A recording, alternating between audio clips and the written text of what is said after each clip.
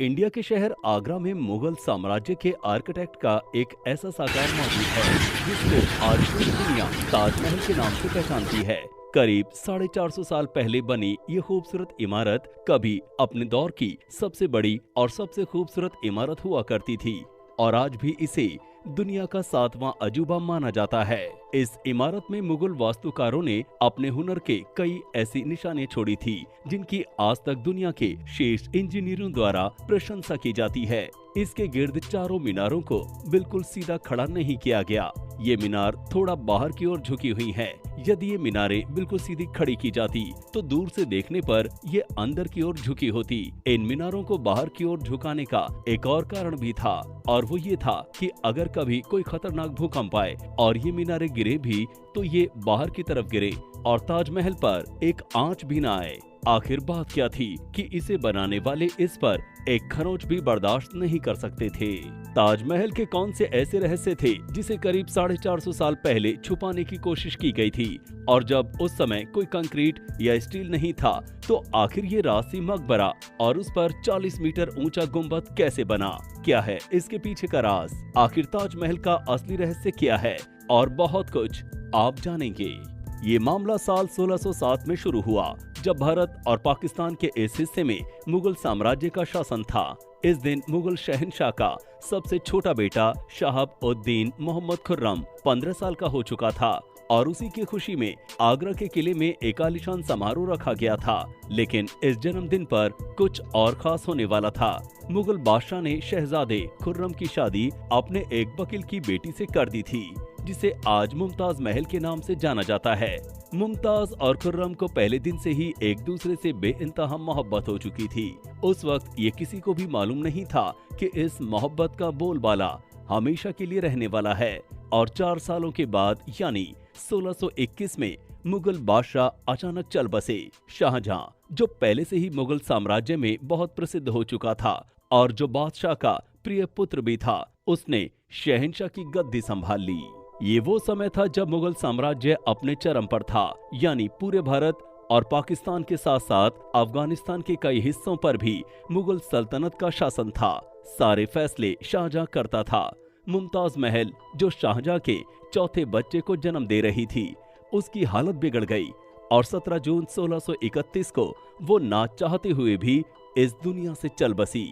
मुमताज महल ने मरने से पहले एक आखिरी ख्वाहिश की थी। वो चाहती थी उनकी कब्र दुनिया की सबसे खूबसूरत मकबरे में बनाई जाए। इस काम और मुमताज महल की आखिरी इच्छा को पूरा करने के लिए शाहजहां ने अपनी सारी दौलत और अपना पूरा जीवन निवेश करने का इरादा किया। मुमताज के गुजरने के 6 महीने बाद यानी 1632 में ही ताजमहल के निर्माण का काम शुरू कर दिया गया। शाहजहां के आदेश पर सेनाओं को आगरा बुलाया गया। मुमताज की समाधि यमुना नदी के करीब होने के कारण इस जगह पर दुनिया की सबसे खूबसूरत इमारत बनाना एक काफी मुश्किल काम था।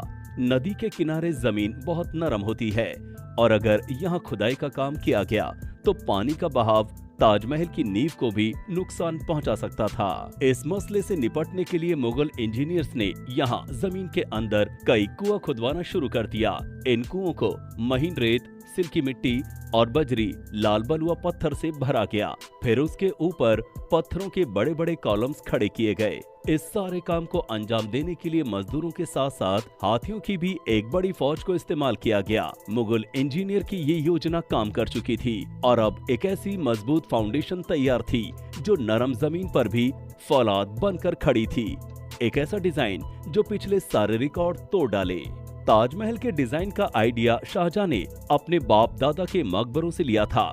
बाप के मकबरे से मीनारों का आइडिया लिया गया, दादा के मकबरे से बिल्डिंग कोर का आइडिया लिया और अपने चाचा के मकबरे से गुंबद का आइडिया लिया। और जब इन सब को मिलाया गया तो एक शानदार और आलीशान डिजाइन उभर कर सामने आया।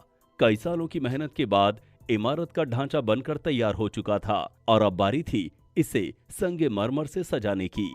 ये संगमरमर आगरा से 400 किलोमीटर दूर राजस्थान से मंगाया जाना था, क्योंकि यहाँ का मकराना मार्बल आज तक दुनिया का बेहतरीन मार्बल माना जाता है।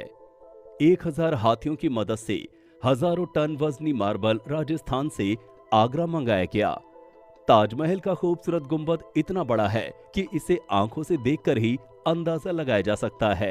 आजकल इस प्रकार के गुंबद को स्टील के ढांचे पर बहुत आसानी से बनाया जा सकता है, लेकिन 450 साल पहले उनके पास 40 मीटर ऊंचे गुंबद को बनाने के लिए बस पत्थरों का ही सहारा था। आज के इंजीनियर भी इस गुंबद को बनाने में मुगल इंजीनियर द्वारा गणना किए गए तनाव की सराहना करते हैं। पत्थर को गोंद की मदद से उसमें चिपका दिया जाता है।